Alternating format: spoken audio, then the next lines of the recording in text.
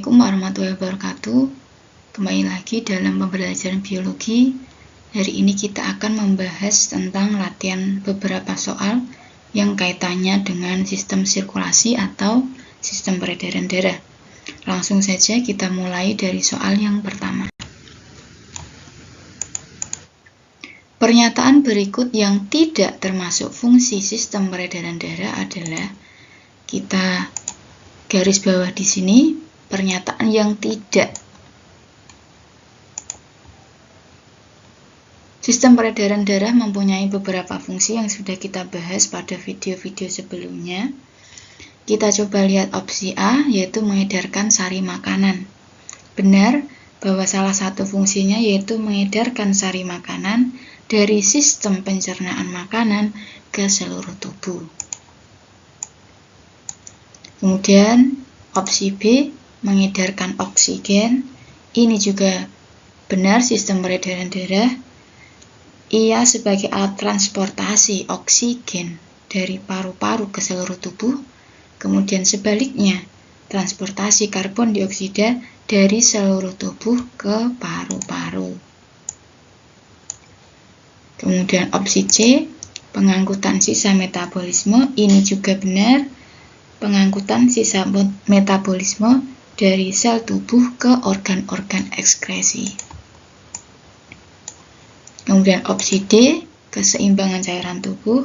Ini juga benar, salah satu fungsinya yaitu membantu keseimbangan cairan tubuh. Berarti di sini yang tidak termasuk fungsi sistem peredaran darah yaitu yang E, penghantaran impuls. Kemarin kita sudah membahas hal ini, bahwa untuk proses penghantaran impuls, justru ini adalah fungsi dari sistem saraf.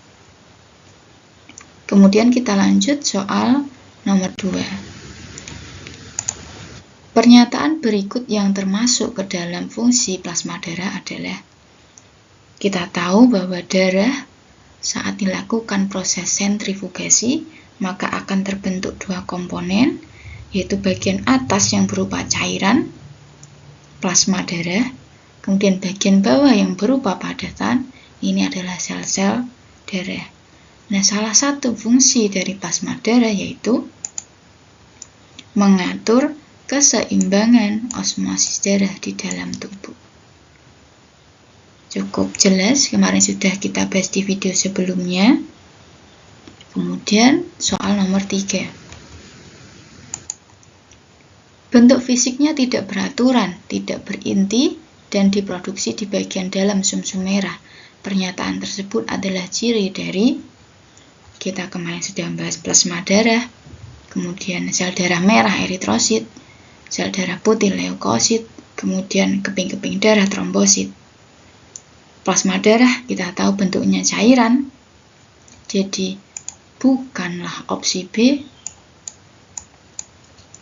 Kemudian sel darah merah bentuknya bulat pipih, juga bikonkav, artinya terdapat cekungan di kedua sisinya, berarti bukan juga sel darah merah.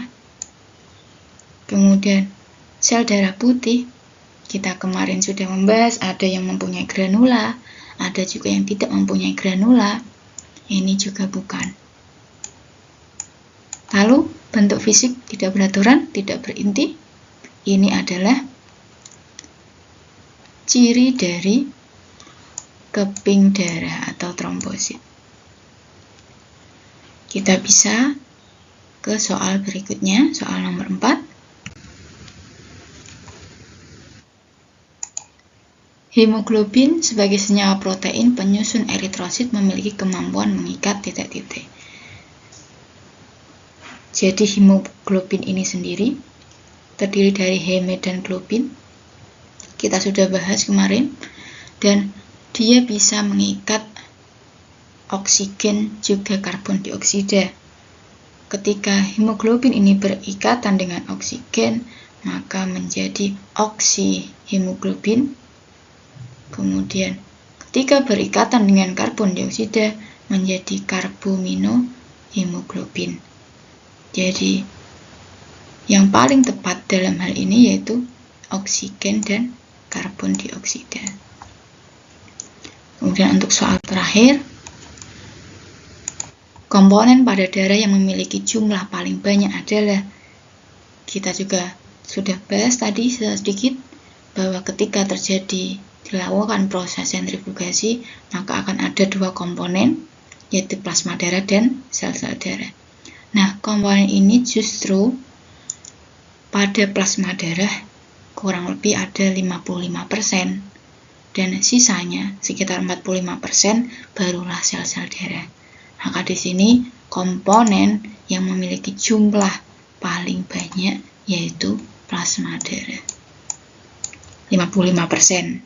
Sedangkan 45%-nya ini adalah sel-sel darah. Bisa di dalamnya eritrosit, di dalamnya ada leukosit, di dalamnya juga ada trombosit atau keping-keping darah. Saya kira cukup mudah. Semoga bermanfaat.